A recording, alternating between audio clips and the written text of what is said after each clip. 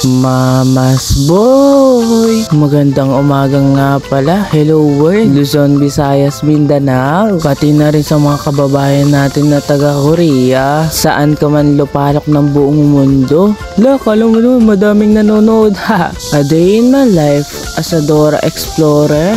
Huy ha. Boy, nakikita nyo ba yung tinapay? Kung hindi mo pa nakikita, tara hanapin natin. Ngayon at nakita mo na, tara sabay-sabay natin ituro. 1, 2, 3. Tama!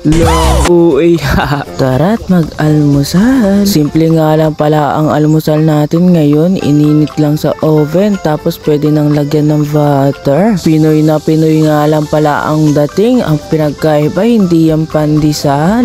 Boy, plain na tinapay nga lang pala yan. Meron silang iba't ibang klaseng flavor ng tinapay tapos ganyan din ang itsura. Meron coffee at meron chocolate. Ewan ko lang kung ano pa yung iba. Pagkatapos nga mag-almusal, gusto maggala ni Mama. Si Mama nga pala yung Dora at ako yung Boots. Huy, pag vloggeries ka nga pala, kailangan mo i-set up yung camera. Tapos kung nyari, hindi mo alam na may camera. Huy, tapos lakad-lakad kang ganyan. Syempre, kailangan mong bumalik. Tapos pagpapagulong ka pag ganyan, ikakat mo yun. Dapat hindi makita yun. Pero syempre, pinakita ko na kasi nga nagbo-voice over ako. Huy, iniwan ko nga pala si Dora. Gawa ng syempre, kailangan kong kunin yung cellphone.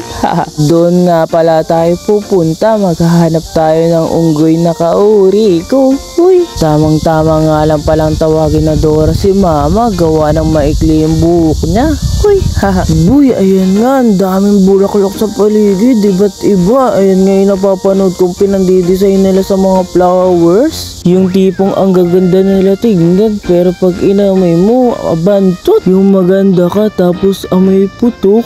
Uy, iba na yata yun eh.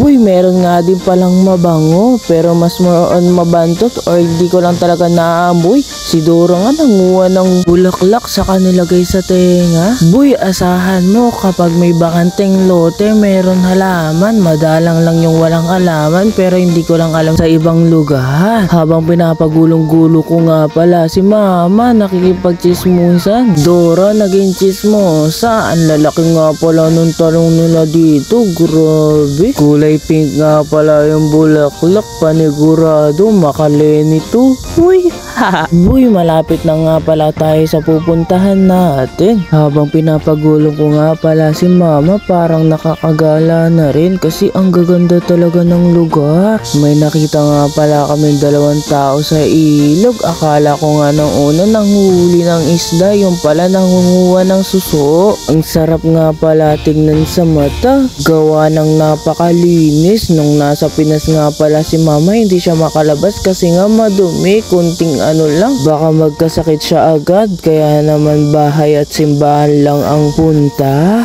At sa wakas, nakapunta na rin tayo sa park. Boy, ang dami nga palang park dito. Dito yan sa Yongmun. Malaki-laki din yung Yongmun. Meron silang tinatawag na 1, 2, 3, bla bla bla. Tapos ayun, meron iba't ibang klaseng park na maximize nga nila yung park. Kasi pansin ko kapag may park, may ilog. Ewan ko lang sa ibang lugar ah. Boy, hanggang ngayon nga pala si Dora ay nakikipagchismisan pa rin. Huwag nyo na lang pansinin yung butas kong short. Huy! Boy, at kung talagang nanonood ka talaga, anong kulay ng boxer ko? Huy!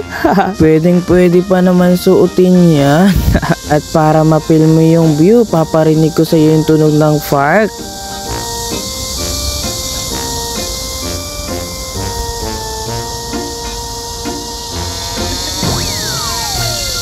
Kung sa personal nga, syempre mas rinig mo siya, mas maganda ang tunog. Tapos na nga pala kami tumambay, kaya uuwi na. Napabili nga pala kami ng ice cream. Dahil araw nga pala ng palengke ngayon, namili muna kami. Hindi ko na lang sasabihin yung pinagbibili, pero meron chami at saka grapes, ang paborito kong prutas. Uy!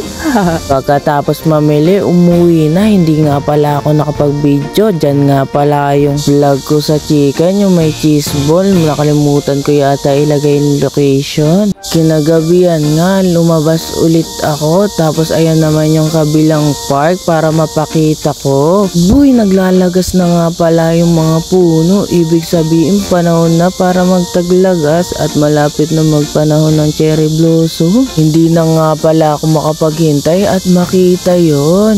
Dati nga napapanood ko lang sa K-drama yung gantong view. Ngayon nakikita ko na sa personal. Uy, nakaka-relax nga pala siyang tingnan. Tara, tayo mag-exercise. Uy, sa Pinas nga wala palang ganyan. Wala akong makitang ganyan sa mga public place. Pero dito marami, meron. At pwede ka mag-exercise. Saka boy, pansin ko nga pala yung wire ng kuryente dito nakaayos, kundi mataas ang pagkalagay o kaya nasa ilalim ng lupa. Yung sa atin nga pala, konti na lang, pwede mo nang gawin Chinese garter. Huy! Ang sarap nga pala mag-jogging dito, lalo't na't paggabi. Malamig na, tapos ang sarap pa sa pakiramdam ng simoy ng hangin, sariwang sariwa. Siya, babay na, magja-jogging ako ha.